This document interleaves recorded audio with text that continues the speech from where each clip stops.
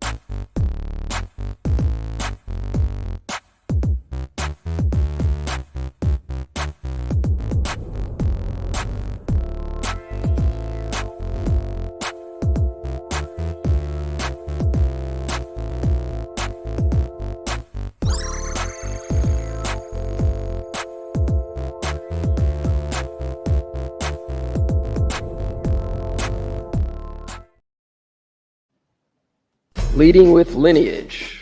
California Reparations Task Force hearings. Final report recommendations.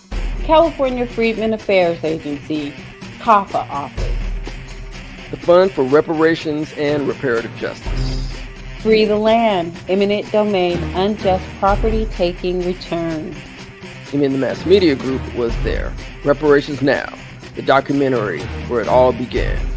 Released Juneteenth, 2023. Now listen, if you can't handle the TR rules, don't tune in. Available to watch on Tubi TV and other streaming outlets. As always, thank you for the support.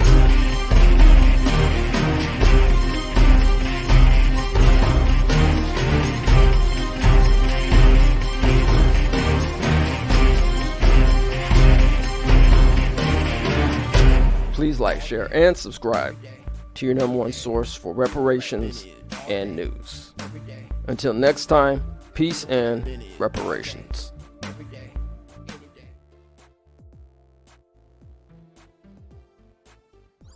Welcome everyone. Hope all is doing well. Just let me check my... All right, make sure we're here in the building. Thanks for joining. Today we're going to be talking about the 3/5 compromise and the Electoral College debacle.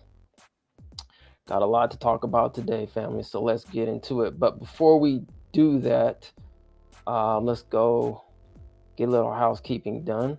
If you haven't had a chance to check out Reparations Now, please go check it out, reparationsnow.com. Also go to Tubi. You can watch it now live on Tubi. Go get that merch, Reparations Now merch, Lineage merch at etmediagroupstore.com. That's etmediagroupstore.com. If you do go shopping on Amazon, which I'm sure those who are listening and watching do, please check out our affiliate link. Should be in the description below. And we will be getting back to the 1866 Reconstruction Treaties read probably later on this month, so check back for that. And if you are in California, you can find your California state rep, to tell them about lineage-based reparations. Click on that QR code. 41, 21, 1. 41 assembly, 21 senators, 1 governor equals California reparations. All right. But yeah, today we're going to be talking about some national stuff that's going on. And also, as a matter of fact, let me bring this up too. We're going to be talking with Elaine McKay, hopefully today. We did schedule for later today, so if you have a chance on the live or on the replay, please support this sister. she had an unfortunate situation with her daughter. So we're going to be talking about that. What happened to Delana McKay? Peace out to Delana McKay. May she rest in peace. All right, so yeah, the topic is 3/5 compromise in the Electoral College. So for those who didn't know, before we go on to that topic, let's take a look at this video clip with Donald Trump. There's a lot going on here in America right now. So, whoo, let's check this out. Here we go. Rush to specific. Yeah, so it was this sort of split screen that we saw play out with. First, initially, we heard this series of popping noises. Then we heard screams from the crowd, people shouting, "Get down, get down." We were on the press riser. We had just finished doing World News Tonight with you. We were live on the air. And just minutes after the former president took the stage, this is when all of this happened. He had only been on the stage for a matter of minutes. So you hear these popping noises. And then after that, what we hear were screams. We all looked, turned over our shoulders, of course. We see Secret Service agents swarm the former president. They rush and shield him, essentially, using their bodies as shields to get the former president down. Also, then if I'm standing on the riser, it was over my right shoulder. What we saw was then Secret Service agents and law enforcement officials swarm another area that was on the riser. And there we saw, I'm not sure if it was one person, I am not sure if it was multiple persons, but what we saw was Secret Service and law enforcement agents swarm that area in particular and then escort someone out of that area. So we have no idea necessarily what exactly happened during that time. We know that there were people that were just getting down during that moment, and there were screams. Then it took several minutes. First, we saw the former president being rushed out. Obviously, what we saw was the former president. You've seen those images. He stood up, he put his fist up, and it was a sign and signal that he was okay. The crowd then cheered. And then after the former president was rushed into his own vehicle, and that vehicle was taken away, then we saw that separate area clear, where Secret Service agents and law enforcement agents had surrounded possibly another individual, and that person was then taken away. Yeah, that was crazy.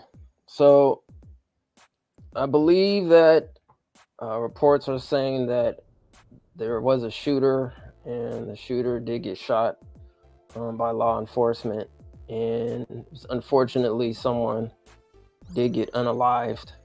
And then there was a woman who was shot, I believe, as well. Then obviously Donald Trump, is okay, and he seems to be recovering and recuperating. So if anybody else has any updates, let us know. But that's what happened yesterday. Very intense stuff going on right now. All right. Actually, before we get into this, let's see what's going on with Joe Biden. He was in Detroit the other day, and let's see what's going on with the current president, Joe Biden. Tell you what. We love you. Well, thank you. I love you back. Look, I'm not going home unless I get one sign, and that is Motown is Joetown, and it is.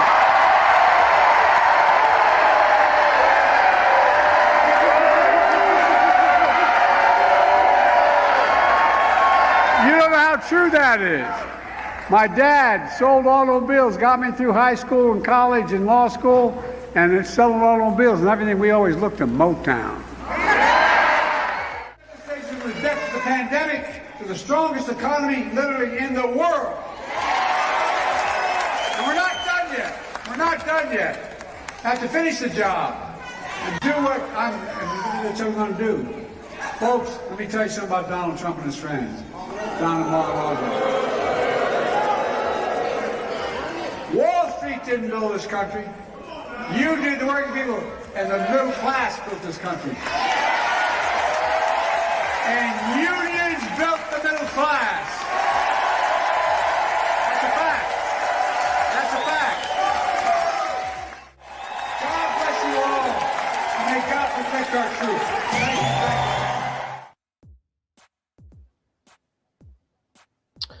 That's very interesting. family. He said, the working class built America. The unions built America. But didn't even mention the ones who really built America. Those who descend from U.S. chattel slavery. All right. So anyway, that's what's going on with Donald Trump and Joe Biden right now. By the way, that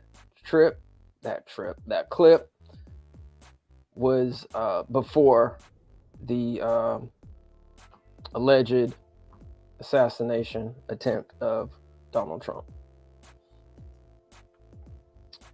Speaking of Detroit, let's go over some statistics. Let's go over some statistics regarding Detroit. Current population, let me go back. 2021, Michigan had a, let's see. Okay, so it looks like in 2021, the total of Michigan of the white population was approximately 7,322,000. Blacks or African Americans was 1 million or 1.3 million. Hispanic or Latino or of any race was 559,000. In two or more races, 438,000. All right. So the total approximate population of Detroit is 4,345,761. All right. Out of that number, you have the white population of Detroit at 65%. That's 2.8 million approximately. Black or African American, 21%, and 912,000. Latino or Hispanic at 5% at 217,000. And Asian also at 5% at 217,000. Detroit has a higher share of Black or African American population compared to the national share of 12,000. Let's see here. Regarding median household income, average income increased for all races and ethnicities groups, but inequities persist in incomes in the Detroit region. Median household income increased for all races year over year. Hispanic or Latino households experienced the largest increase in income at 8.2%, followed by white at 6.2%, Black or African American 5.4%, and Asian at 1.4%. But as we can take a look at the graph here, we can see that once again, Black or African Americans are last at 43,000. All right, with Asians being the highest household income at 112,000, whites next at 81,000, and Hispanic Latino at 64,000. I believe that is. According to Policy Link, estimates show that the region's economy can grow by as much as 12% and generate an additional $28 billion annually by reconciling gaps in economic equity that have historically limited people of color from full participation in the economy. The W.K. Kellogg Foundation reports that by 2050, Michigan stands to gain $92 billion in economic output by closing the racial equity gap. All right, so when people sit up here and say, oh, well, what's reparations going to do? Well, I mean, this is a good indication, right? It said Michigan stands to gain $92 billion in economic output by closing the racial equity gap. You can find this information on DetroitChamber.com. That's DetroitChamber.com. Just going to go through a few more slides here. Black or African American population had the largest decline to unemployment rate year over year. However, as you can see by the chart, Detroit still has, even though it is in a decline, it still has the highest unemployment rate at 10.5%. Hispanic or Latino at 5.7%, white at 3.4%, Asian at 2.7%. And the overall unemployment rate in Detroit is 5%, and in the United States at 4.3%. This was as of 2022. Hispanic or Latino and Asian workers, only groups to increase labor force participation year over year. All right. We'll start with Detroit overall had a 62.6%, Hispanic or Latino at 68.8%, Asian next at 67.5% participation, white at 62%, and Black or African American the last at 59%. Black or African American residents face poverty at higher rates compared to other racial and ethnic groups. Poverty rate for Asians in Detroit is 9.1%, white at 9.7%, Hispanic or Latino at 18.5%, and Black or African American at 26.3%. Educational attainment. In 2022, Asian adults in the Detroit region were most likely to hold a bachelor's degree or higher among all racial and ethnic groups at 66.2% and outperformed the national average. The share of Black or African American adults reflected the lowest educational attainment at 19.1%, far below the Detroit region's rate of 34.5%. Black or African American home ownership amongst the lowest in the region. All right, as you can see, Black or African Americans are at 46.5%, Hispanic Latino at 61%, Asian at 67.8%, and white at a whopping 80%.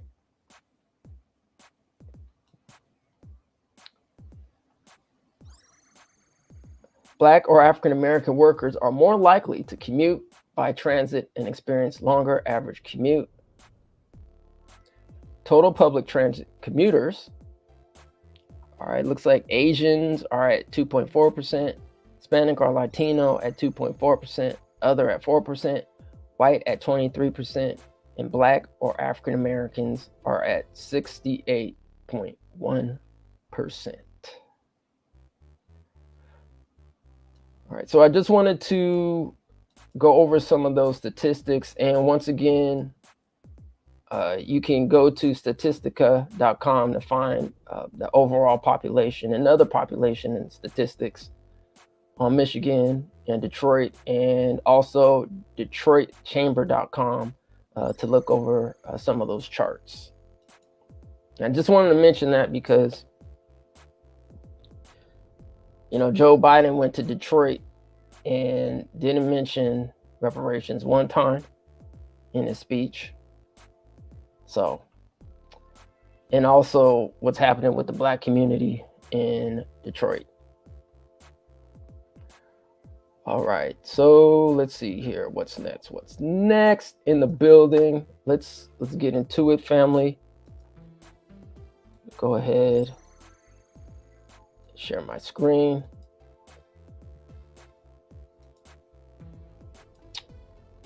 All right, so we're going to be talking about the 3/5 compromise. Let me blow it up a little bit more so everybody can see it. I think that's about good. All right, please like, share, and subscribe, family. If you have a chance, hit that like button, hit that bell to receive notifications. We greatly appreciate it.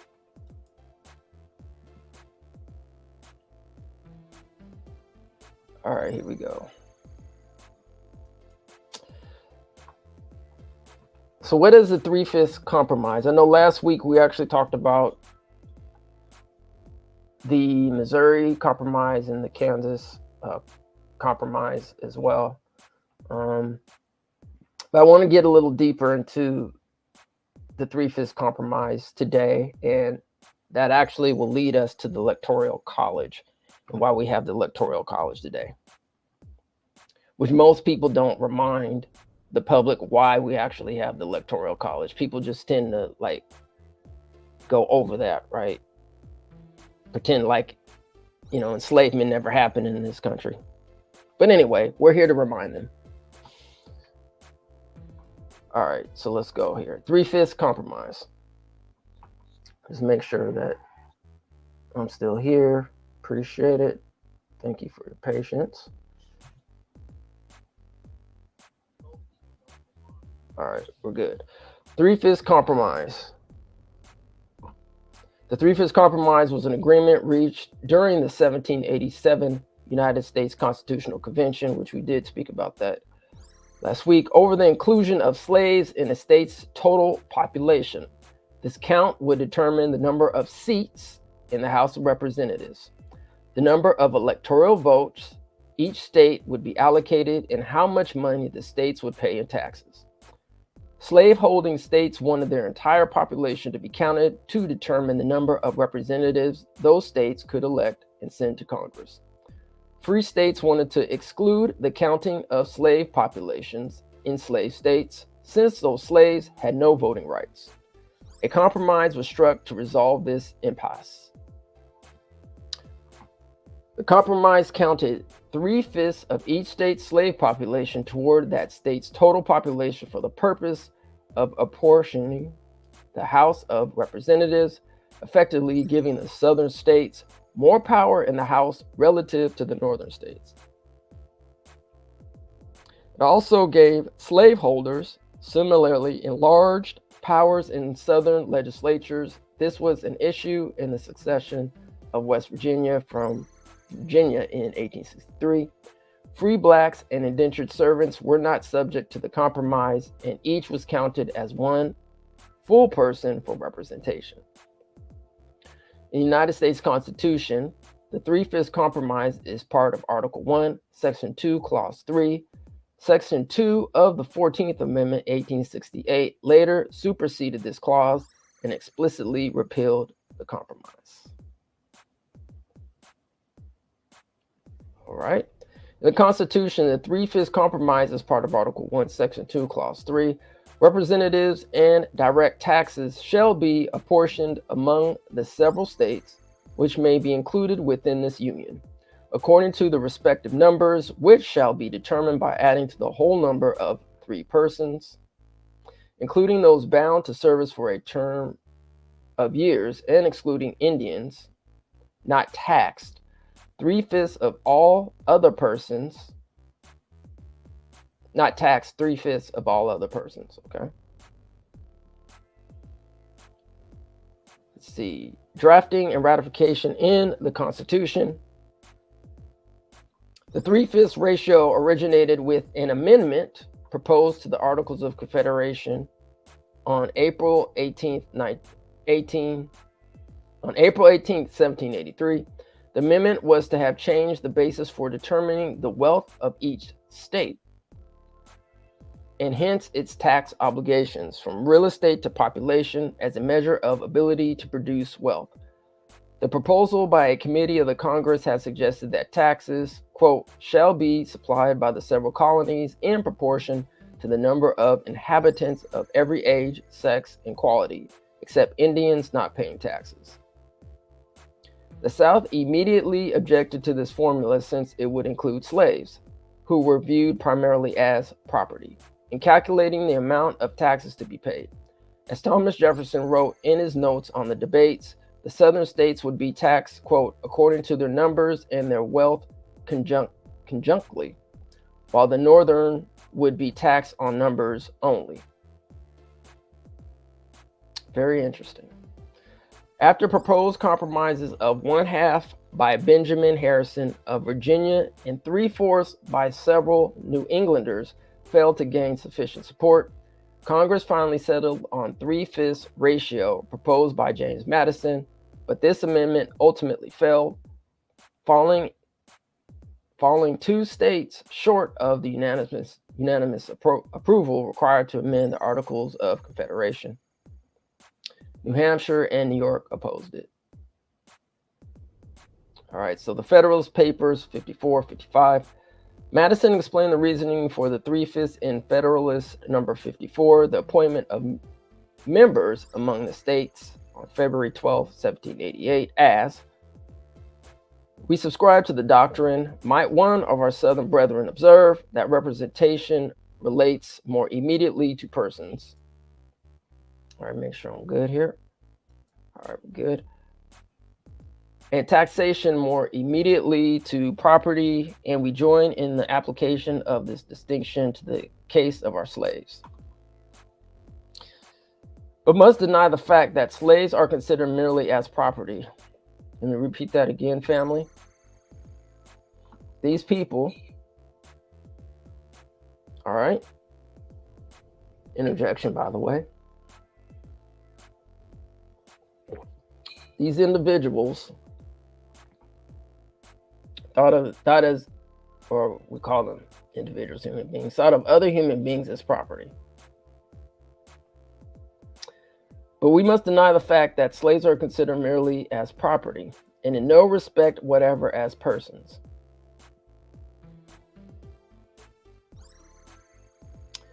The true state of this case is that they partake of both these qualities, being considered by our laws in some respect as persons and in other respects as property. Interjection, does that make sense? It says the true state of this case is that they partake of both these qualities, being considered by our laws. All right, so these are laws that at the time the United States created to basically cause confusion amongst themselves, right? In some respects as persons, and in other respects as property. Let the case of the slaves be considered as it is in truth a peculiar one. Let the compromising expedient of the Constitution be mutually adopted, which regards them as inhabitants, but as debased by servitude below the equal level of free inhabitants, which regards the slave as divested of 2/5 of the man. The federal Constitution, therefore, decides with great propriety on the case of our slaves when it views them in the mixed character of persons and of property. This is, in fact, their true character. It is the character bestowed on them by the laws under which they live, and it will not be denied that these are the proper criterion, because it is only under the pretext that the laws have transformed the Negroes into subjects of property that a place is disputed them in the computation of numbers. And it is admitted that if the laws were to restore the rights which have been taken away, the Negroes can no longer be refused an equal share of the representation with other inhabitants. Madison later expanded further in Federalist number 55. The total number of the House of Representatives, February 15, 1788, was explaining that the 3/5 had to do with estimating the population size of slaves at the time as well.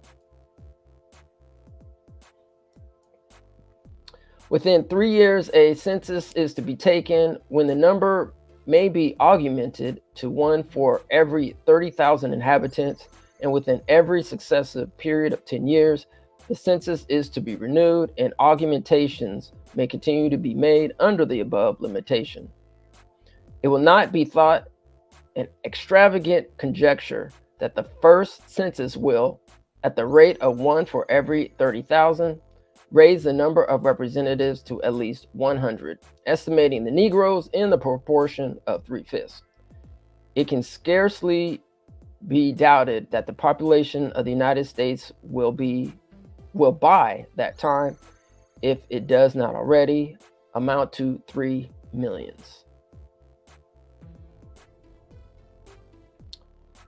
All right, Constitutional Convention. During the Constitutional Convention, the compromise was proposed by Delegate James Wilson and seconded by Charles Pinckney. When he represented his plan for the frame of government to the convention on its first day, Charles Pinckney of South Carolina proposed that for the purposes of apportionment, a House of Delegates be determined through the apportionment of one member for every 1,000 inhabitants, 3/5 of blacks included. The convention unanimously accepted the principle that representation in the House of Representatives would be in proportion to the relative state populations, but initially rejected his proposal regarding apportionment of the Black population along with the rest of his plan. Delegates opposed to slavery proposed that only free inhabitants of each state be counted for apportionment purposes, while delegates supportive of slavery opposed the proposal wanting slaves to count in their actual numbers. The proposal to count slaves by a 3/5 ratio was first presented on June 11th and agreed to by 9 states to 2 with only a brief debate. It was debated at length between July 9th and 13th inclusive, when it was initially voted down by the members present at the convention 6-4. A few Southern delegates, seeing an opportunity, then proposed full representation for their slave population. Most states voted no, saying that the states could not remain united about counting the slaves as 5/5. Without some sort of compromise measure, the ratio of 3/5 was brought back to the table and agreed to by 8 states to 2. All right, so it looks like there was a debate.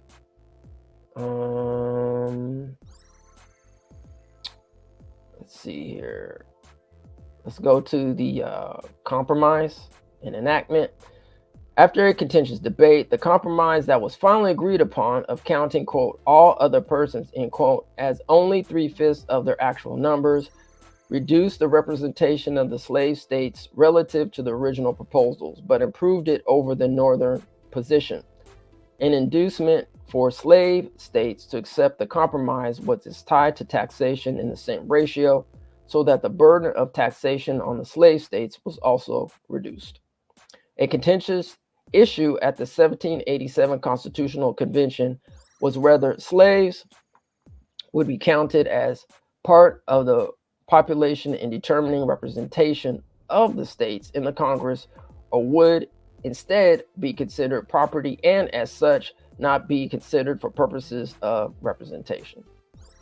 Delegates from states with a large population of slaves argued that slaves should be considered persons in determining representation, but as property if the new government were to levy taxes on the states on the basis of population. Delegates from states where slavery had become rare argued that slaves should be included in taxation, but not in determining representation. The proposed ratio was, however, a ready solution to the impasse that arose during the Constitutional Convention. In that situation, the alignment of the contending forces was the reverse of what had been obtained under the Articles of Confederation in 1783.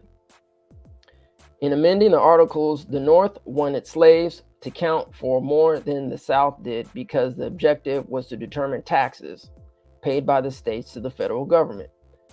In the Constitutional Convention, the more important issue was representation in Congress, so the South wanted slaves to count for more than the North did. Much has been said of the impropriety.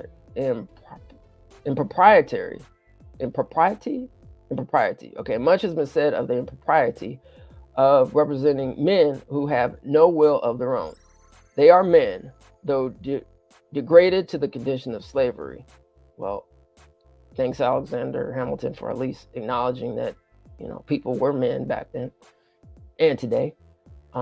They are persons known to the municipal laws of the states which they inhabit, as well as to the laws of nature. But representation and taxation go together. Would it be just to impose a singular burden without conferring some adequate advantage? Question. All right, so let's see. All right, we'll read what happened before the Civil War and then after the Civil War and this historical interpretation, and then we'll move on to the next article. All right, before the Civil War, by excluding 2/5 of slaves in the legislative apportionment based on population. All right, still good. Audio still good. As provided in the Constitution, the Three-Fifths Compromise provided reduced representation in the House of Representatives of slave states compared to free states. All right, so once again, family, this is before the Civil War happened. All right, so we're leading up to the Civil War. Viewed the opposite way by including 3/5 of slaves in the legislative apportionment, even though they had no voting rights. The Three-Fifths Compromise provided additional representation in the House of Representatives of slave states compared to the free states. If representation had been considered based on the non-slave population, based on the latter view, in 1793, for example, Southern slave states had 47 of the 105 seats, but would have had 33 had been assigned based on free populations. In 1812, slave states had 76 seats out of 143 instead of the 59 they would have had in 1833. 98 seats out of 240 instead of 73. As a result, Southern states had additional influence on the presidency. Let me repeat that again.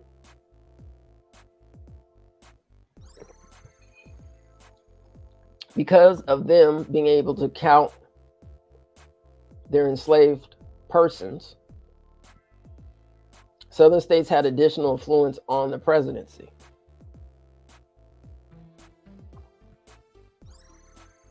And they were also reaping the benefits. The North was too, but they were also reaping immediate benefits from enslaving people and then getting more representation in Congress.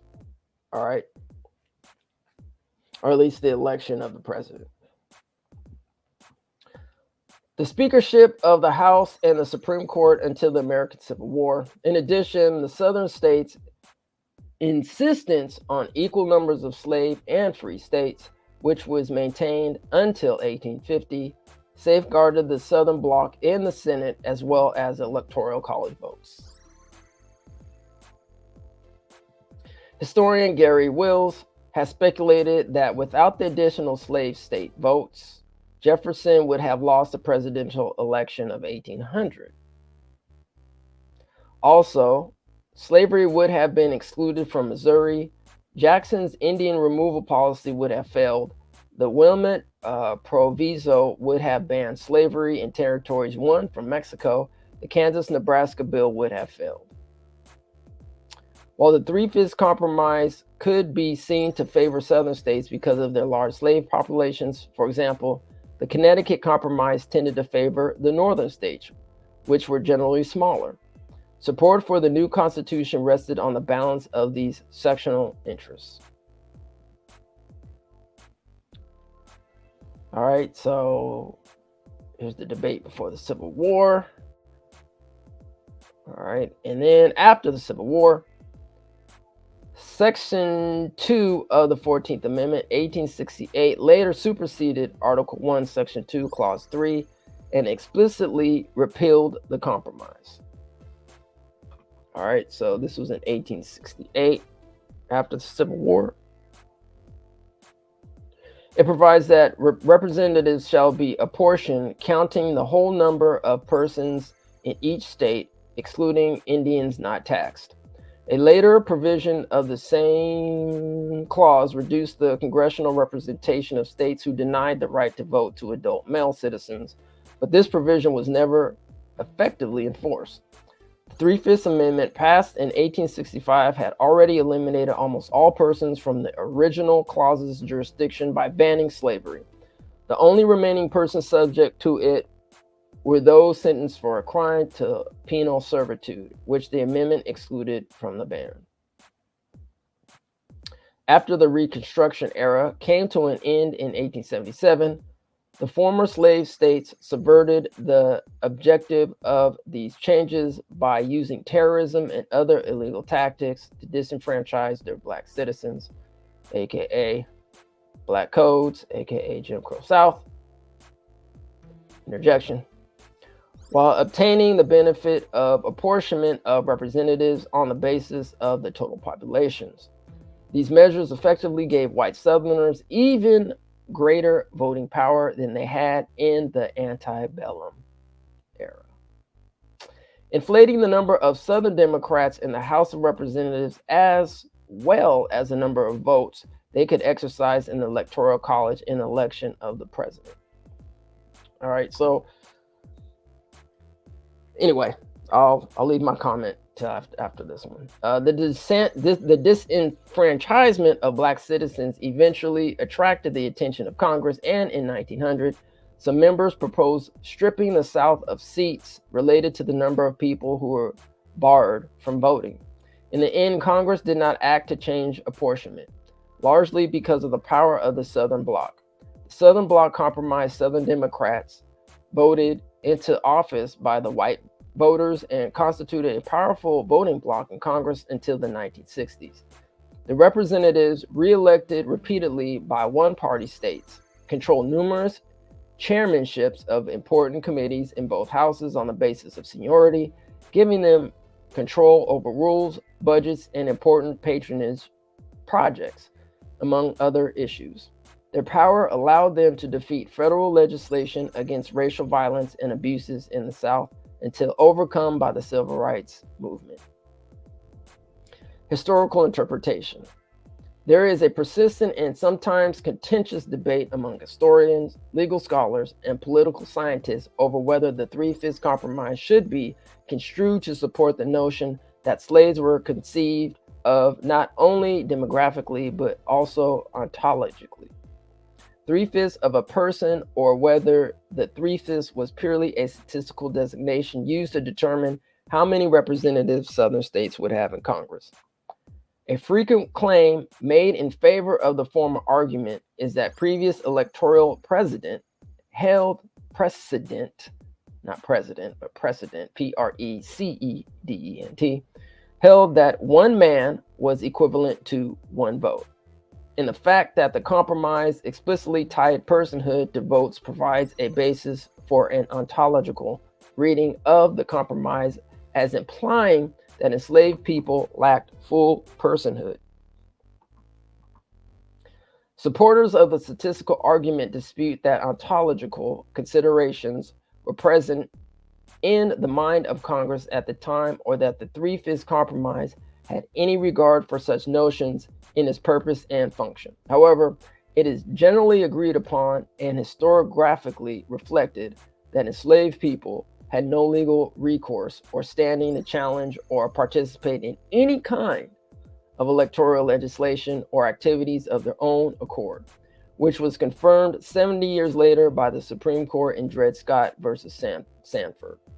This inequality in electoral rights did not substantively change until after the passage of the 13th, 14th, 15th, and 19th Amendments, as well as the Voting Rights Act of 1965. All right. Make sure that I'm still on here. All right.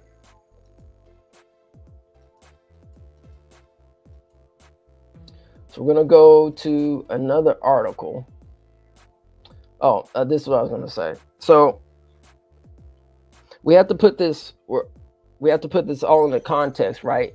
In terms of when we go to vote and how important slavery, quote, slavery or enslaving of people created what we're calling the Electoral College now. This is the origin of it.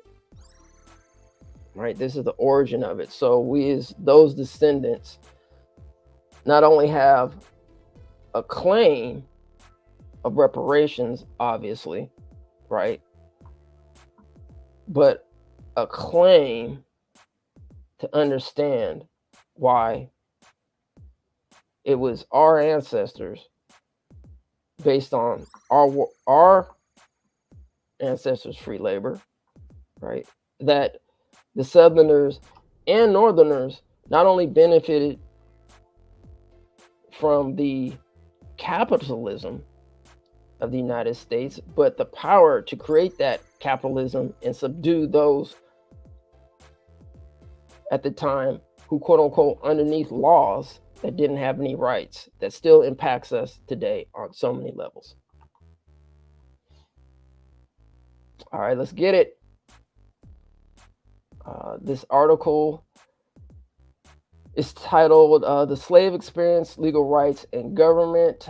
As a matter of fact, you can check all these resources in the description if and when you have some time. All right. U.S. Constitution, Article 1, Section 2, the 3/5 Clause, ratified 1788, courtesy of National Archives. Charters of Freedom. All right. Although the Constitution did not refer directly to the slaves, it did not ignore them entirely. Article 1, Section 2 of the Constitution of the United States declared that any person who was not free would be counted as 3/5 of a free individual for the purposes of determining congressional representation. The 3/5 Clause thus increased the political power of slaveholding states. It did not, however, make any attempt to ensure that the interests of slaves would be represented in the government. Let me repeat that, family. It did not, however, make any attempt, any attempt to ensure that the interests of slaves would be represented in the government. All right. The House of Representatives shall be composed of members chosen every second year by the people of several states, and the electors in each state shall have the qualification requisite for electors of the most numerous branch of the state legislature. No person shall be a representative who shall not have attained to the age of 25 years and have been 7 years a citizen of the United States, and who shall not, when elected, be an inhabitant of that state in which shall be chosen. Representatives and direct taxes shall be apportioned among several states, which may be included within this union, according to their respective numbers, which shall be determined by adding to the whole number of free persons, including those bound to service for a term of years, and excluding Indians not taxed, 3/5 of all other persons. The actual enumeration shall be made within 3 years after the first meeting of the Congress of the United States, and within every subsequent term of 10 years, in such manner as they shall by law direct. The number of representatives shall not exceed 1 for every 30,000, but each state shall have at least 1 representative, and until such enumeration shall be made, the state of New Hampshire shall be entitled to choose 3, Massachusetts 8, Rhode Island and Providence Plantations 1, Connecticut 5, New York 6, New Jersey 4, Pennsylvania 8, Delaware 1, Maryland 6, Virginia 10, North Carolina 5, South Carolina 5, and Georgia 3. When vacancies happen in a representation from any state, the executive authority thereof shall issue rights of election to fill such vacancies. The House of Representatives shall choose their speaker and other officers, and shall have the sole power of impeachment.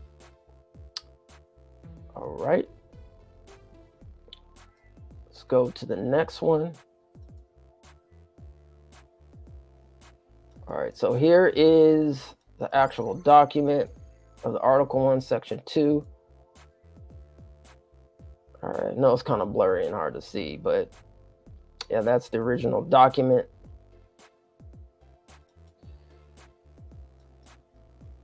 All right, so we're gonna share this article. All right, so this is the contemporary understanding of the Electoral College. Let's see, making sure, check 1 2, check 1 2. All right, let me just make sure my mic is good here. All right, we're good. All right, so the Electoral College, this is found at USA Gov. The Electoral College decides who will be elected president and vice president of the United States. All right. What is the Electoral College? The Electoral College is not a physical place. It is a process which includes the selection of electors, meeting of electors who cast their votes for the president and vice president, counting of the electors' votes by Congress. In other U.S. elections, candidates are elected directly by popular vote. But the president and vice president are not elected directly by citizens. Instead, they are chosen through the Electoral College process. The process of using electors comes from the Constitution. It was a compromise between a popular vote by citizens and a vote in Congress. All right, so interjection.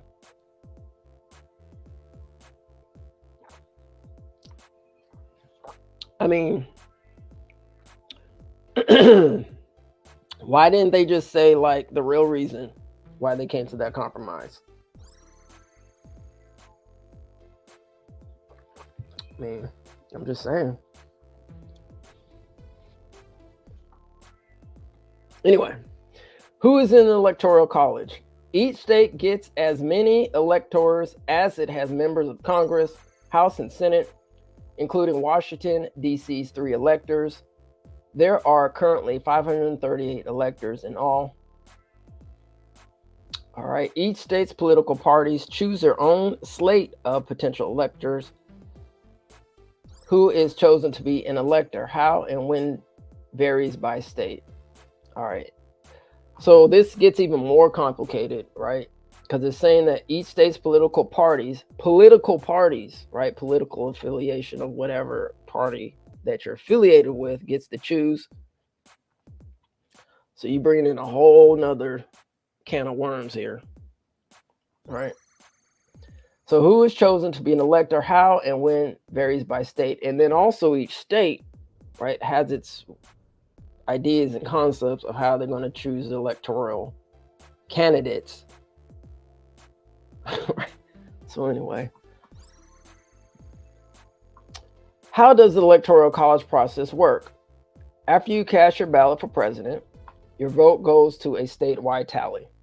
In 48 states and Washington, D.C., the winner gets all the electoral votes for that state. Maine and Nebraska assign their electors by using a proportional system. A candidate needs the vote of at least 270 electors, more than half of all electors, to win a presidential election. In most cases, a projected winner is announced on election night in November after you vote, but the actual Electoral College vote takes place in mid-December when the electors meet in their states. All right. And let's see. While the Constitution does not require electors to vote for the candidate chosen by their state's popular vote, some states do. All right. So wherever you're at, family, whatever state, make sure you check out how your state runs their electoral college. All right. The rare elector who votes for someone else may be fined, disqualified, and replaced by a substitute elector, or potentially even prosecuted by their state. All right. Unusual Electoral College scenarios. Winning the popular vote, but losing the election. It is possible to win the Electoral College, but lose the popular vote. This happened in 2016, 2000, and 3 times in the 1800s. What happens if no candidate wins the majority of electoral votes? If no candidate receives the majority of electoral votes, the vote goes to the House of Representatives. This has happened twice. The first time was following the 1800 presidential election when the House chose Thomas Jefferson, and following 1824 presidential election, the House selected John Quincy Adams as president. How to change the Electoral College. The Electoral College process is in the United States Constitution and would take a constitutional amendment to change the process. All right, so if you want to find out how to change that process, you can go to, let's see.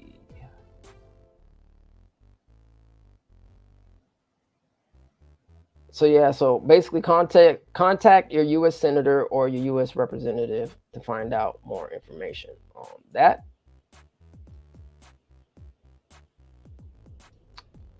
All right, so the electors. Let's find out more information about the electors, shall we? Thanks, family, for joining once again. Please like, share, and subscribe. Hit that bell for notifications. About the electors, Electoral College. Okay, here we go. What are the qualifications to be an elector? The U.S. Constitution contains very few provisions relating to the qualifications of electors.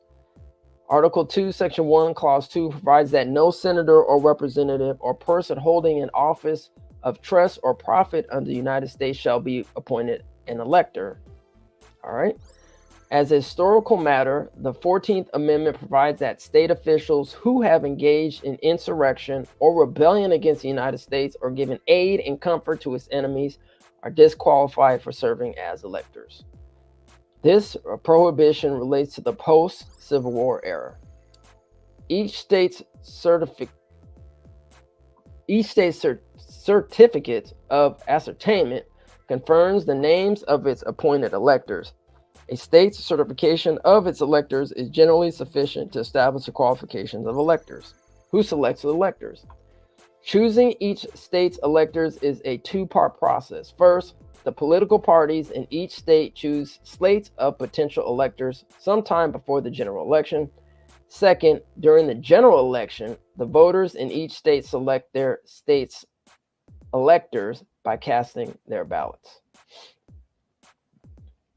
The first part of the process is controlled by the political parties in each state and varies from state to state. Generally, the parties either nominate slates of potential electors at their state party conventions, or they choose them by a vote of the party's central committee. This happens in each state for each party by whatever rules the state party and sometimes the national party have for the process. The first part of the process results in each presidential candidate having their own unique slate of potential electors. Political parties often choose individuals for the slate to recognize their service and dedication to that political party. They may be state elected officials, state party leaders, or people in the state who have a personal or political affiliation with their party's presidential candidate. All right, you can go to archives.gov to get more information on this. The second part of the process happens during the general election. When the voters in each state cast votes for the presidential candidate of their choice, they are voting to select their state's electors. The potential electors' names may or may not appear on the ballot below the name of the presidential candidates, depending on election procedures and ballot formats in each state.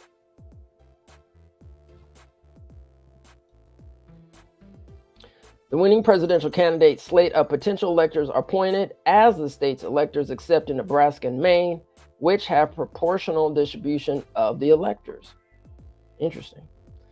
In Nebraska and Maine, the state winner receives 2 electors, and each winner of each congressional district, who may be the same as the overall winner or a different candidate, receives 1 elector. This system permits Nebraska and Maine to award electors to more than 1 candidate. Do electors get to vote twice for president? Electors do not vote twice for president. When they vote in the November general election, they aren't electors yet. They are voting for themselves to be electors.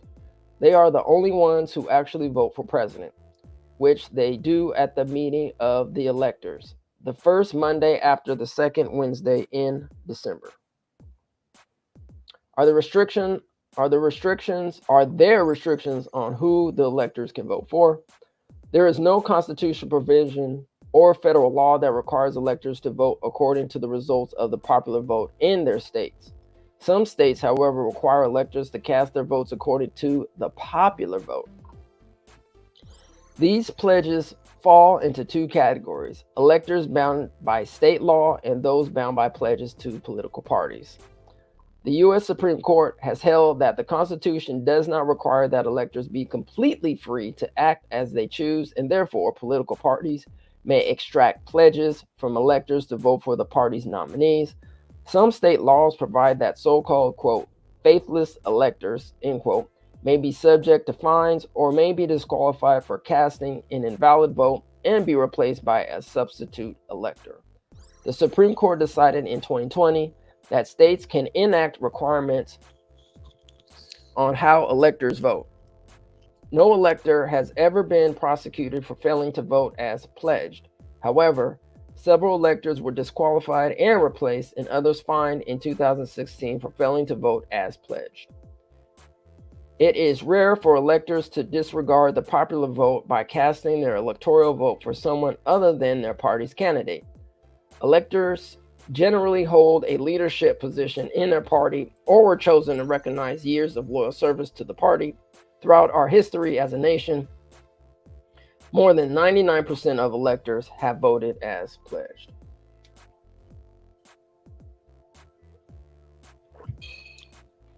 All right. Let's see here. Make sure my mic's on. Great. The National Association of Secretaries of State, NAS, has compiled a brief summary of state laws about the various procedures, which vary from state to state, for selecting slates of potential electors and for conducting the meeting of the electors. All right. If you go to the NASA's website, you should be able to download that document. All right. If the electors vote for the president, if the electors vote for president, why should I vote in the general election? Great question. During the general election, your vote helps determine your state's electors. When you vote for a presidential candidate, you aren't actually voting for president. You are telling your state which candidate you want your state to vote for at the meeting of electors.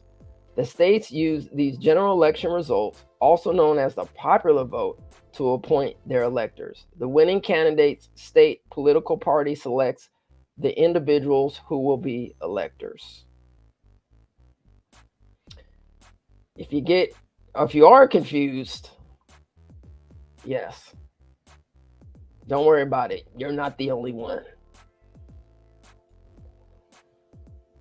All right. I mean, wouldn't it be just easier just to have a straight 101 popular vote and just count all those votes? Anyway.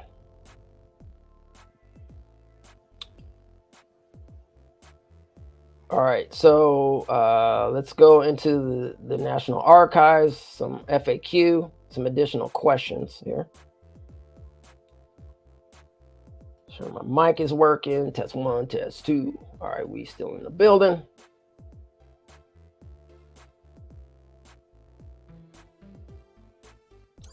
All right. Who verifies if a candidate is qualified to run for president? The OFR, on behalf of the Archivists of the United States, administers the Electoral College process, which takes place after the November election. The OFR does not have the authority to handle issues related to the general election, such as candidate qualifications. People interested in the issue may wish to contact their state election officials or the congressional representatives.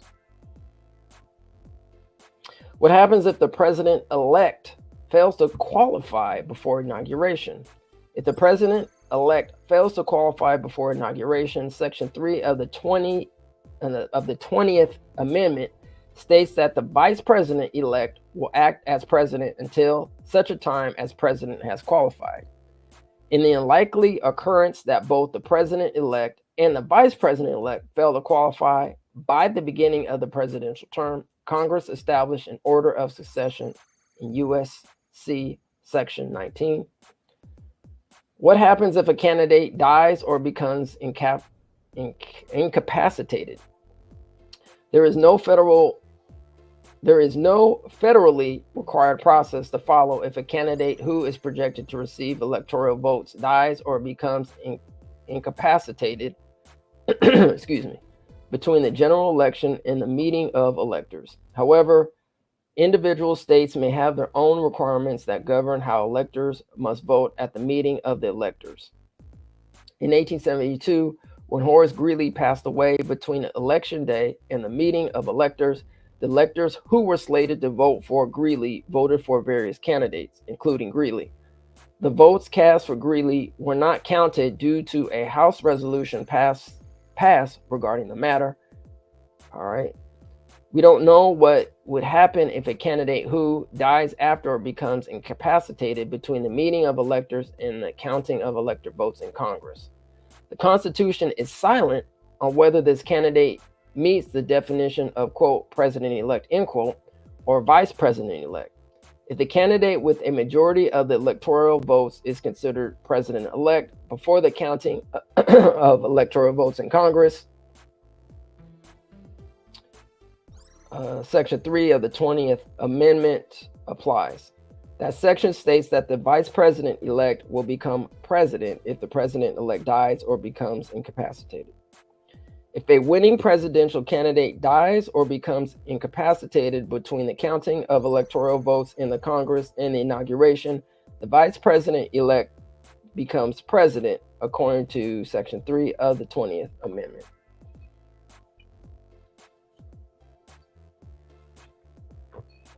Alrighty. What happens if the states don't submit their certificates in time because of recount?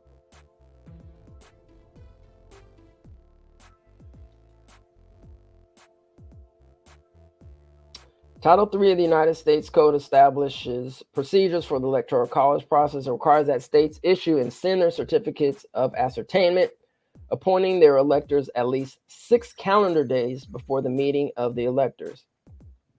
With the passage of 2022 Electoral Count Reform Act, provides an expedited process to resolve disputes in time to meet this deadline.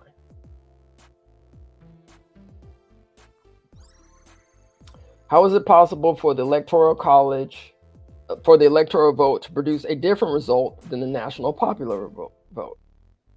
It is important to remember that the president is not chosen by a national popular vote. The Electoral College vote totals determine the winner, not the statistical plurality or majority a candidate may have in the national popular vote totals. Electoral votes are awarded on the basis of the popular vote in each state. 48 out of the 50 states award electoral votes on a winner-takes-all basis. All right, for example, all 54 of California's electoral votes go to the winner of the state election, even if the margin of victory is only 50.1% to 49.9%. In a multi-candidate race where candidates have strong regional appeal, as in 1824, it is quite possible that a candidate who collects the most votes on a nationwide basis will not win the electoral vote. In a 2-candidate race, that is likely to occur, but it did occur in the Hayes/Tilden election of 1876 and the Harrison-Cleveland election of 1888, due to the statistical disparity between vote totals in individual state elections and the national vote totals. This also occurred in the 2000 presidential election, where George W. Bush received fewer popular votes than Albert Gore Jr., but received a majority of electoral votes, and the 2016 election, where Donald Trump received fewer popular votes than Hillary Clinton, but received a majority of electoral votes. In 2016, even though millions more individuals voted for the Democratic candidate than the Republican candidate in California, Pennsylvania, and Texas, if you add the votes from the 3 states, the Democratic Party was only awarded the electors appointed in California. Because the Republican candidate won the state popular vote in Pennsylvania and Texas, the Republican Party was awarded 3 more total electors than the Democratic Party.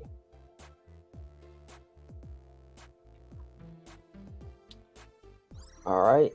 I'm not going to go over the numbers here, but if you want to take a look at it, you can go to archives.gov to break down those numbers. All right. Can my state vote for the winner of the national popular vote instead of my state's winner? Repeat that again. Can my state vote for the winner of the national popular vote instead of my state's winner? Nothing in the Constitution prevents your state from using something other than your state's popular vote results to appoint electors. Each state legislature determines how the electors are allocated to candidates. All right. What happens if no presidential candidate gets 270 electoral votes? If no candidate receives a majority of electoral votes, the presidential election leaves the Electoral College process and it moves to Congress. The House of Representatives elects the president from the 3 presidential candidates who receive the most electoral votes. Each state delegation has 1 vote, and it is up to the individual states to determine how to vote. Since the District of Columbia is not a state, it has no state delegation in the House and cannot vote. A candidate must receive at least 26 votes, a majority of the states, to be elected. The Senate elects the vice president from the 2 vice presidential candidates with the most electoral votes.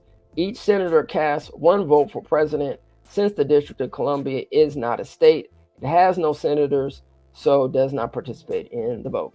A candidate must receive at least 51 votes, a majority of senators, to be elected.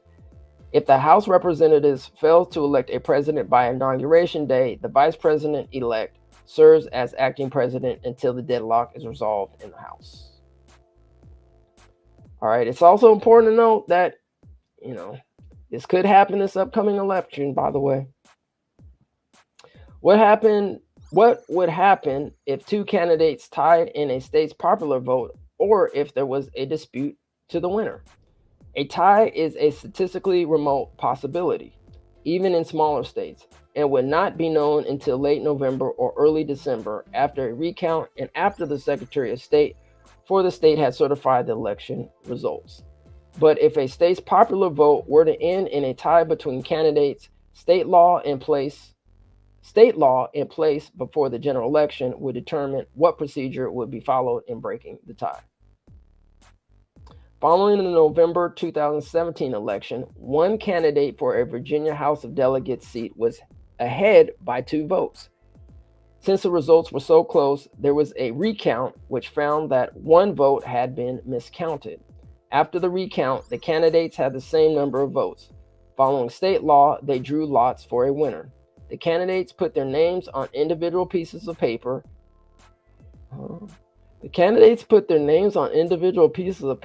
put the pieces in a bowl. A neutral third party pulled a name out of the bowl, and that candidate was declared the winner. All right. A very close finish could also result in a runoff election or legal action to decide the winner. Just like a tie, state law determines how the winner is decided and would be conclusive in determining the selection of electors.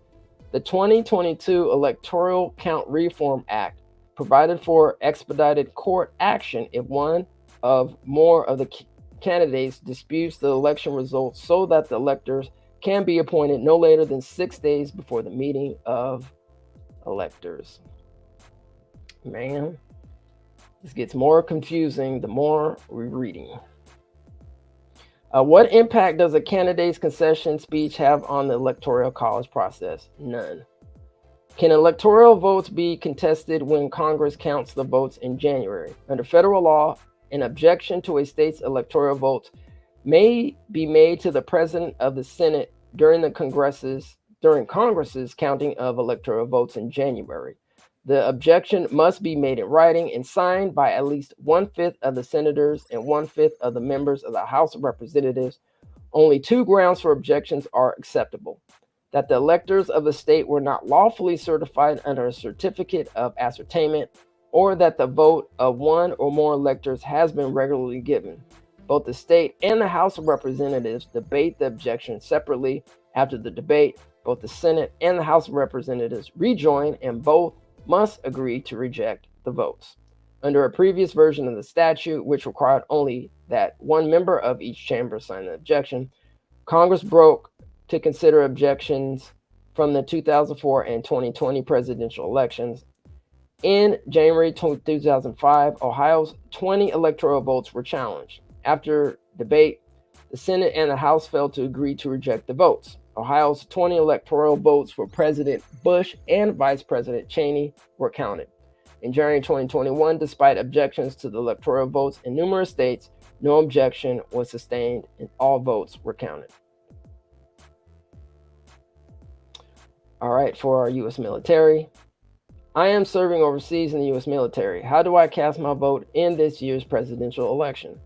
U.S. citizens who are members of the uniformed services and their family members may cast their vote through the Department of Defense Federal Voting Assistance Program. Uniformed services, including the U.S. Army, Navy, Marines, Air Force, Coast Guard, Merchant Marine, and the Commissioned Corps of the Public Health Service and the National Ocean and Atmospheric Administration. All right, for more information, you can visit Federal Voting Assistance Program's website. Can citizens of U.S. territories vote for president? No. The Electoral College process does not provide for residents of U.S. territories. That includes Puerto Rico, Guam, the U.S. Virgin Islands, Northern Mariana Islands, American Samoa, and the U.S. Minor Outlying Islands to vote for president. Unless citizens in U.S. territories have official residency domicile in a U.S. state or the District of Columbia and vote by absentee ballot or travel to their state to vote, they cannot vote in the presidential election. DC residents have only been able vote in presidential elections since 1964 after ratification of the 23rd Amendment. National political parties may authorize voters in primary elections in U.S. territories to select delegates to represent the territory at the political party conventions. However, selecting delegates and voting at a national convention is unrelated to the Electoral College process. All right. All right, so we have a couple more here, and then we're going to wrap it up. So thanks, everyone, for joining. All right, here. So I'm going to get to... while I'm doing this, family, I'm going to go to a brief break commercial, and we will be back. Amend the Mass Media Group is California Capital's premier YouTube channel focused on reparations. Dedicated to political advocacy and unapologetically aimed at shining a spotlight on our righteous justice claim for reparations.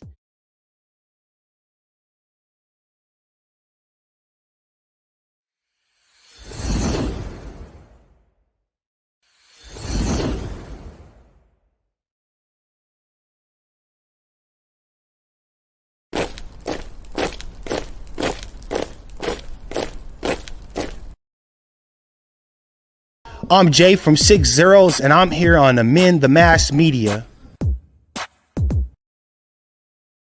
Oh man, ETM Media, man, my guy, you behind the scenes all the time on a Gangsta Lean, teaching us how to do it. Not only did you have your own platform, but you also help these black people know how to hold their positions down when their sound system failed. So I appreciate you having the music giant skill sets that you have, because not only were you able to hold this interview down, you're able to hold this whole scene down. You feel me? They don't know you was behind the scene holding it down, my guy.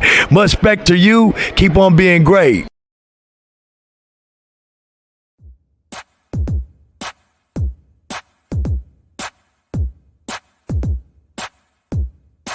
Yes, sir. My name is Salahuddin Tula. My slave name is Jeffrey Sims. And out of being ashamed of being a slave, I changed my name. But now I'm proud of my history. And I want to thank Emin, the Mass Media Group, for the process of recording history, because some people have a different learning style. So I appreciate the videos because I can actually see what people are saying in comparison to reading what they're saying.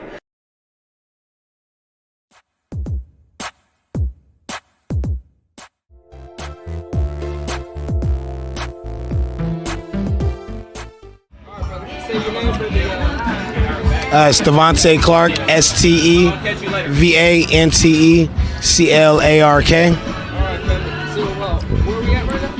We're at the second annual Broadway International Festival here on Broadway between 16th and 19th Street.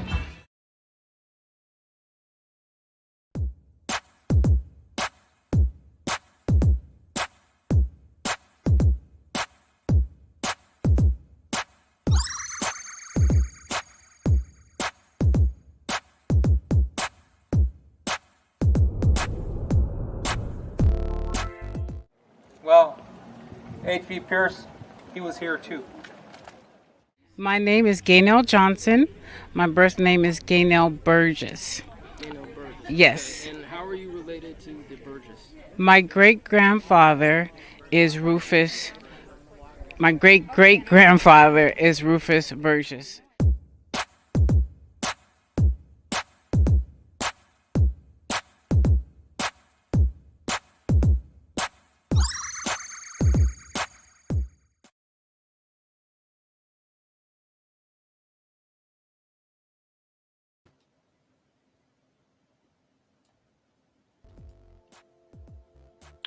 All right, welcome back, family. We got a couple more articles we're going to go over. And I think this one, the presidential election of 1824 is important. And we're going to go over why it's important. All right, just making sure that my audio is good before we continue.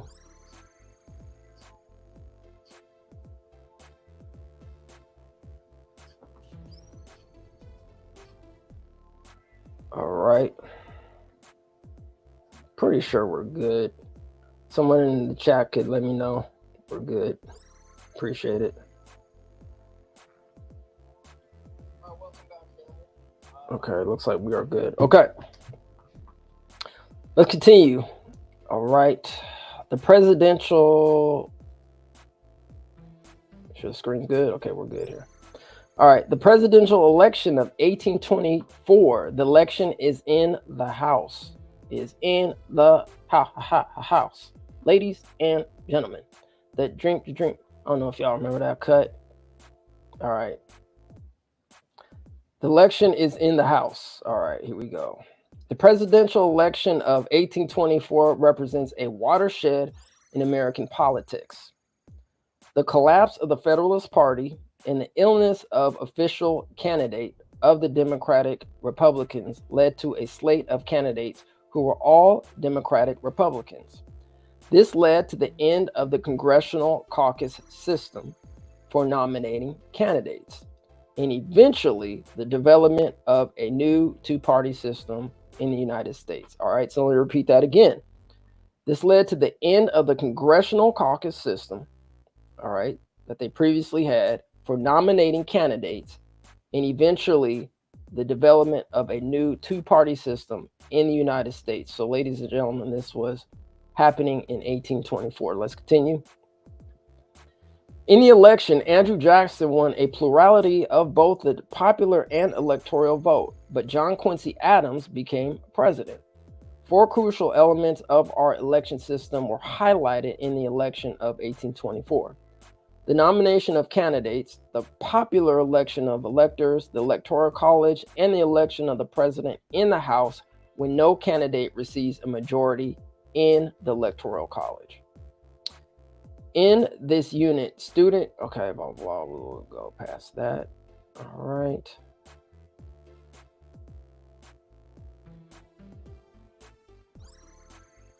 All right.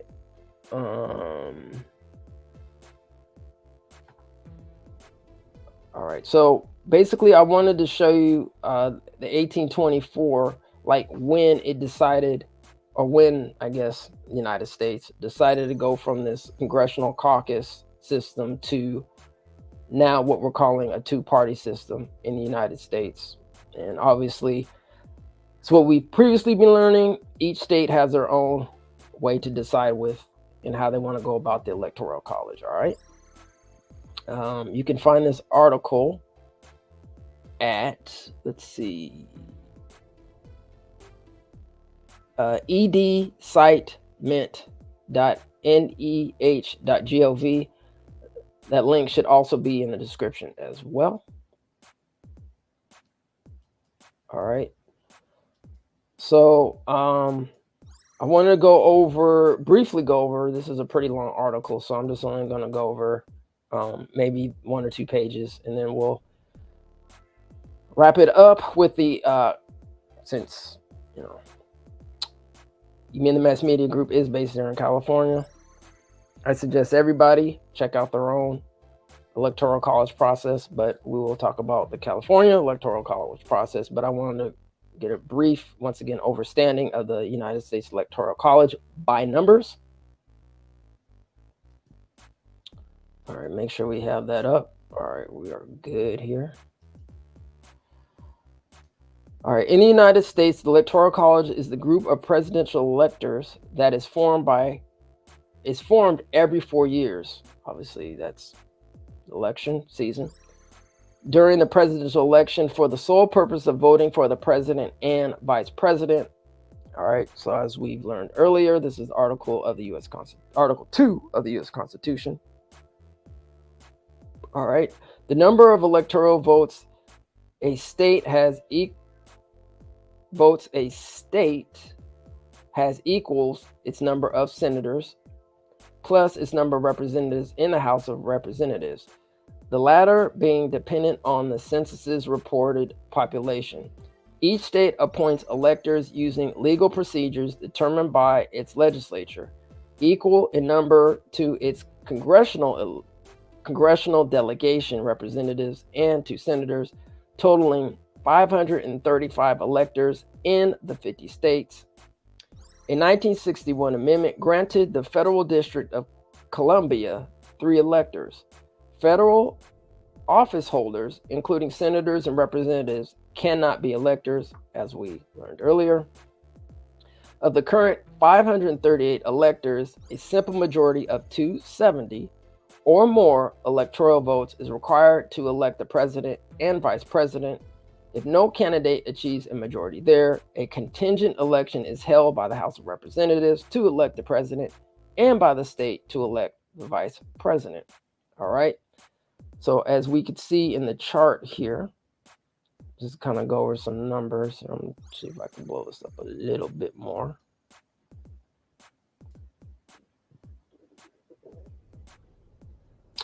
All right, so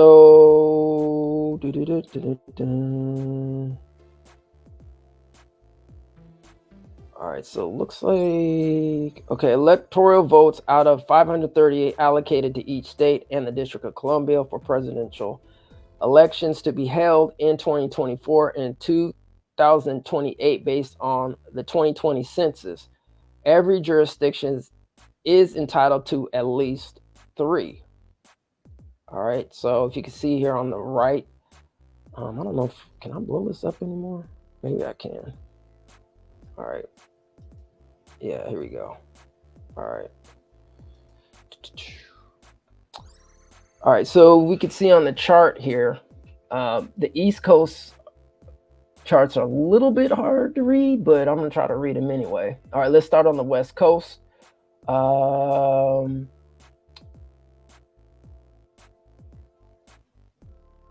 All right, so we have 12, 8, 54, 4, 4, 6, 3, 6, 11, 3, 3, 5, 6, 7, 10, 5, 40.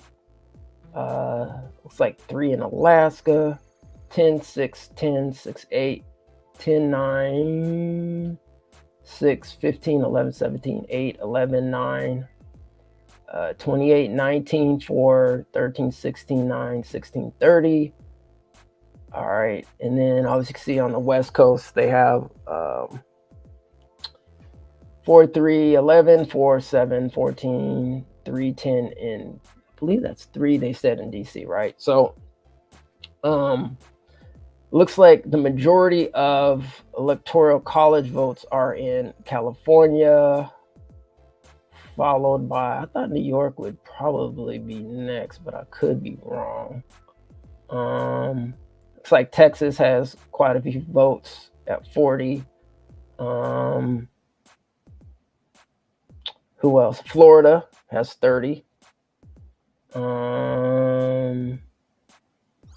Yeah, I can't see. I think New York, they said MD, New Jersey, 28, New Hampshire, 4. Yeah, anyway, I can't see New York's numbers, but if anybody has that information, let us know. But it does look like Florida, Texas, and California have a large number of electoral college votes. All right, in the 2020 presidential election, which was held on 2020, using the 2020 census data, Joe Biden received 306 electoral college votes, and Donald Trump received 232 of the total 538 electoral college votes. All right.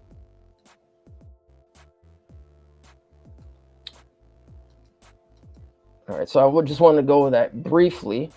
All right, so we know about the procedure, know about the background. All right, knew about the history breakdown. We went through that.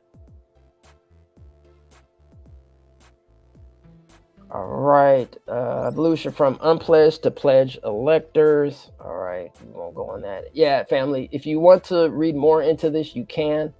The link is in the description. All right, just skipping, making sure we didn't miss anything. All right, went through the 3/5 compromise, 14th Amendment, meeting of electors. Okay, modern mechanics, even though the Congress national popular vote is calculated by the state. Okay, maybe we'll read this and then we'll go to California. Okay, modern mechanics. Summary. Even though the aggregate national popular vote is calculated by state officials, media organizations, and the Federal Election Commission, the people only indirectly elect the president and vice president. All right. Let's see. We talked about that. Electors, nominations, selection process, meetings. Okay, we got all that. Faithless electors, joint session of Congress. Okay, I think we pretty much covered what we need to cover here. But once again, if you want further explanation, you can go to this Wikipedia article. Kind of talks about it in length, but I think we covered things pretty well here. So let's go over California's process in the Electoral College. Thanks once again, family, for joining. And in tradition, I will go ahead and read the comments before we get out of here. All right, California Secretary of State, Dr. Shirley N. Weber. In California, how do we elect the president? Unlike most elections, the person who becomes president is not necessarily the candidate who wins the most votes on election day. Instead, the election of the President of the United States is a two-step process. First, voters cast ballots on election day in each state.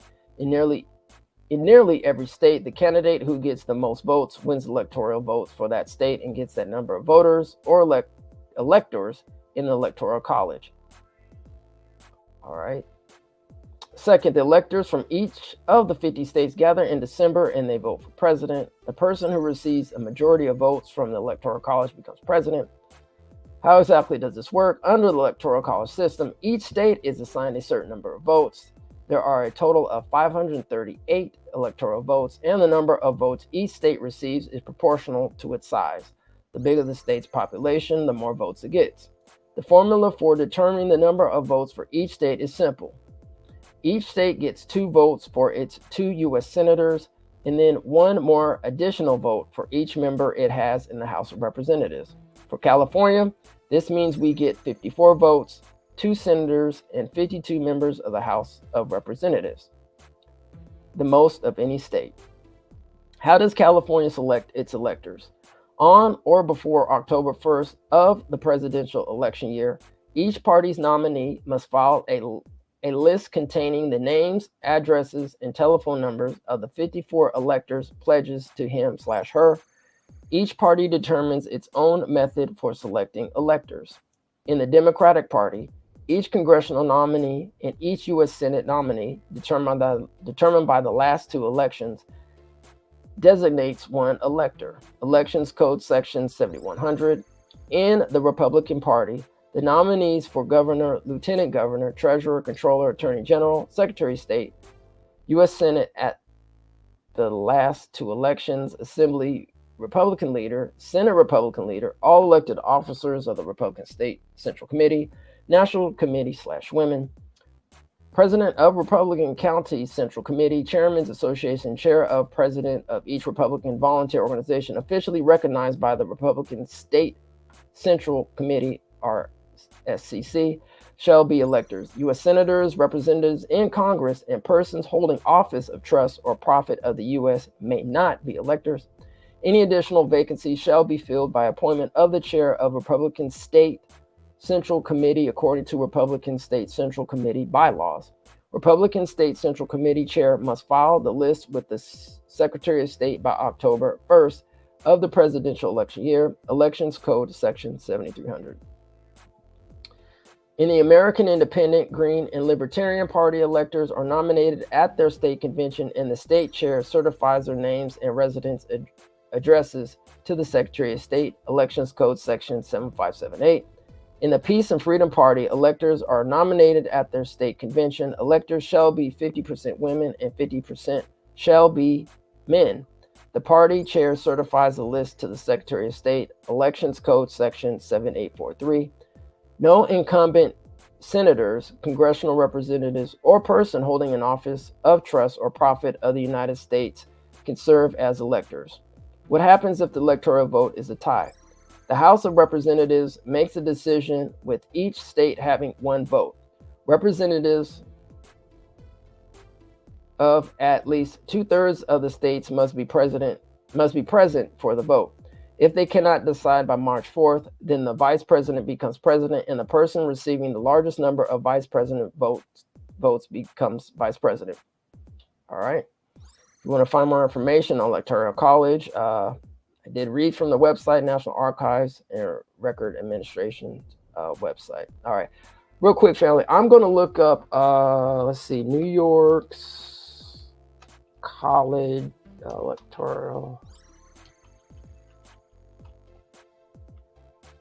College votes. For some reason, I couldn't see it on that chart. All right, let's see. How many votes?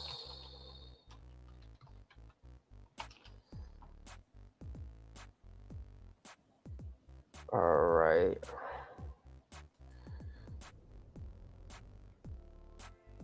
This is, okay, where is New York?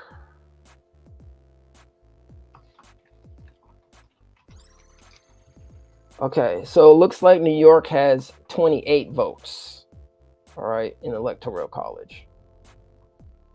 As a matter of fact, let's see, I'm gonna share this tab here so everybody can see it. Did somebody put it in the comments already? Thank you, thanks Reg for that. Yes, correct, 28 Electoral College votes. So we can see on this chart here. All right, so if anybody wants other information, you can go to archives.gov and check out in your state, you know, how many votes y'all get. Electoral College. Let me look up one quick thing. Does an independent voter get an electoral college vote? All right.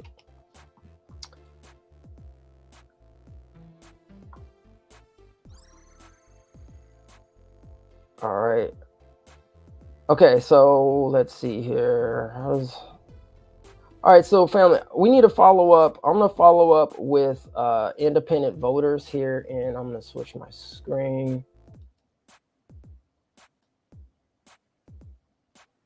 Because I don't want to assume here. Let's see, where's this one? I don't want to assume here, but I'm wondering if you're like an independent voter, right? You're not affiliated to any party. You know, where does your electoral college go, right? So, because if we go back to, let's see. Actually, as a matter of fact, let's go back to how California, because according to this, it just says that basically Could be wrong, but it seems like you have to be affiliated with a party in order for your electoral vote to count. Because it mentions what? The Democratic Party, the Republican Party, the American. Oh, I guess American Independent, Green, and are elected in their state convention, in the state chairs. Okay. Yeah, need to confirm that. I don't know if anybody knows in the chat if you're independent, if your actual electoral college, if you're represented in electoral college. So definitely need to find that out. Let's see. All right.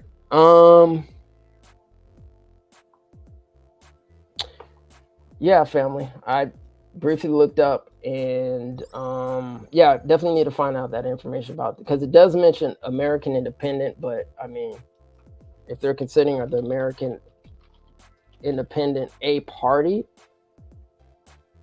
like, do you have to then be a part of the American Independent Party, which means if you just sign up as an independent, right, you're just an independent. But here, I'll for those who are signed up with the American Independent Party, I mean, y'all might know, but I'll just put it in the chat. Here's some information on the American Independent Party. I'm not affiliated with the American Independent Party. So yeah. Anyway, family, thank you for joining. And as you can see, this is a very convoluted process, right?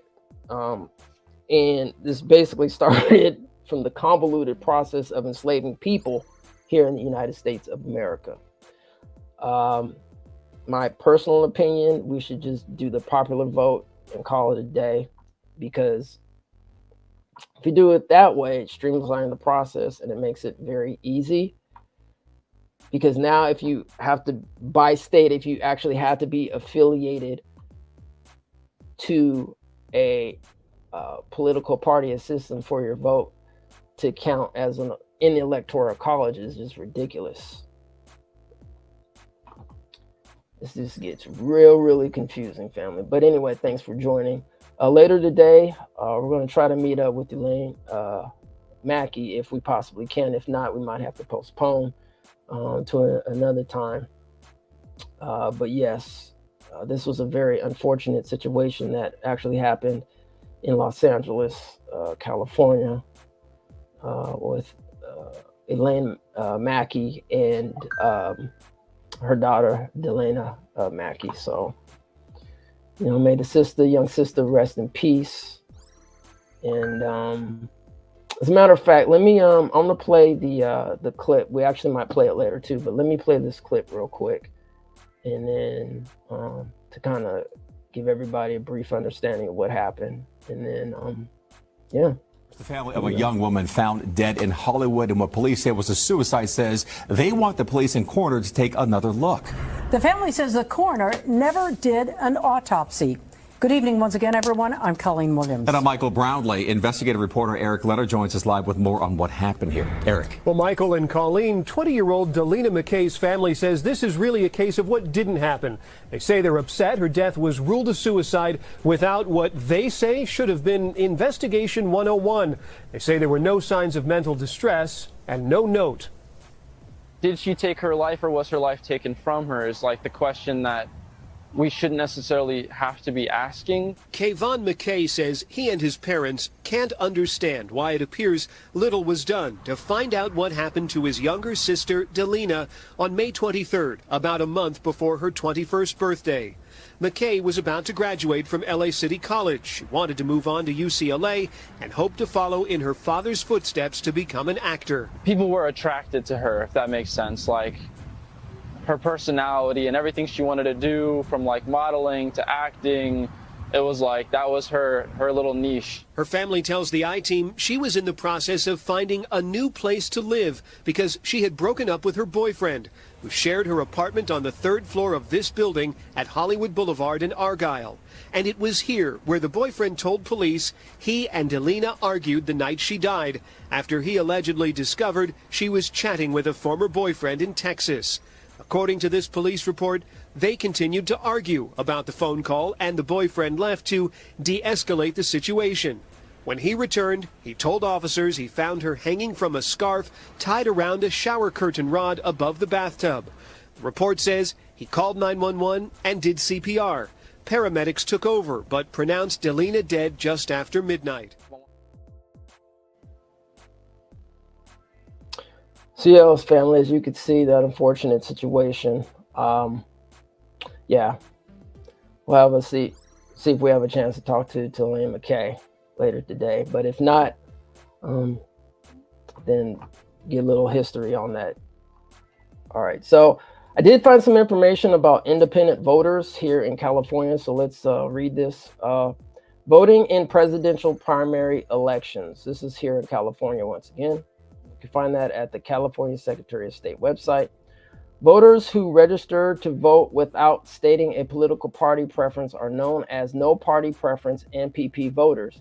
NPP voters were formerly known as decline to state or DTS voters. For presidential primary elections, NPP voters will receive a nonpartisan ballot that does not include presidential candidates.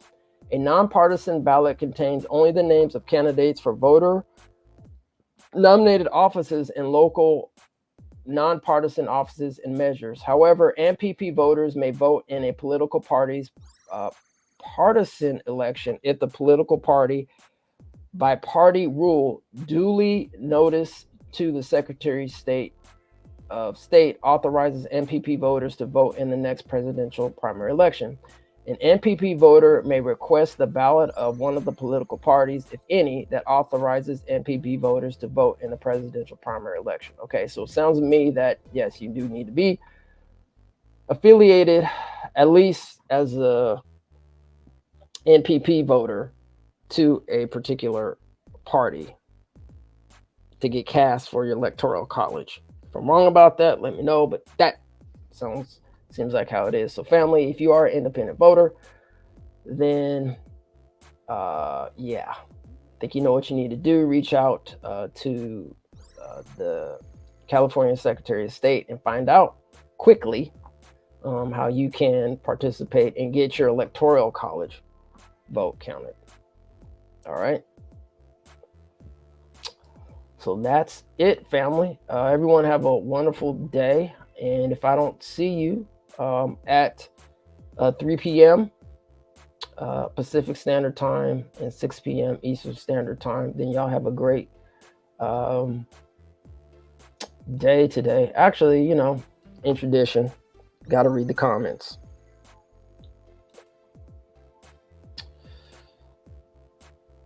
Alrighty. As usual, shout out to our good sister, Darlene Crumby. And always appreciate you, Queen. We got the King Double R in the building. What's up, bruh? Reggie Romaine holding it down. Good partner, Kim Mims. What up, family? Much love and respect. All right, does anyone ever hear the candidates speak on the families that live on or below the poverty line? Good question. Hello from SAC. What's up, Mr. Mark? California has 55 electoral votes. I think the article did say 54, but it could be 55. I don't know. It is what it is. Thank you for covering this. The mainstream media never brings up this point. Absolutely. Thank you. I believe it's pronounced Micah. Thank you for that. Absolutely.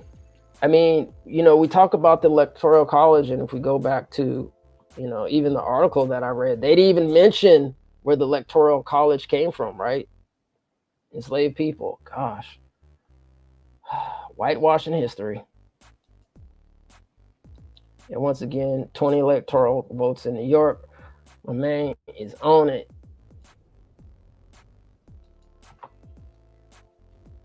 Okay, the article says Cali has 55. Okay.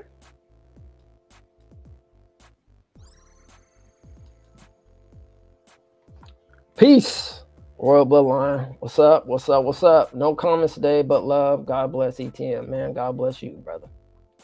God bless you. God bless America. A lot going on, family. A lot going on. So appreciate you. Man, we're almost hit 2 hours today. I didn't know we was gonna go 2 hours, but got to give the family this information, right? Because everything in this country is based on the repairing of descendants of U.S. chattel slavery. Without our involvement in this country, the United States will not exist at all. Period. I'm not going to debate about this anymore. If you guys want more information on Electoral College, please rewind this video, check out the links, and man, family, just hold on tight because it's going to get a little rocky, family. It's going to get a little rocky this upcoming election season. So just be aware, be prepared, love yourself, love your family, and just take one day, 1 second, 1 minute at a time and just appreciate life, family, because you just never know what's going to happen the next day, and just keep up with the fight. Keep up with this good fight. All right, family, have a good day. And on that note, as always, love you much. Love and respect. Peace and reparations. Did you ever think what it would be like traveling along in an open car without a windshield? Boy, you wouldn't go very far before you got all splattered with mud. And you'd have to keep your eyes closed so as not to be blinded by the dust. Well, when you're traveling along in life, Rangers, common sense acts as a pretty important windshield. It lets you see where you're going. I am the greatest.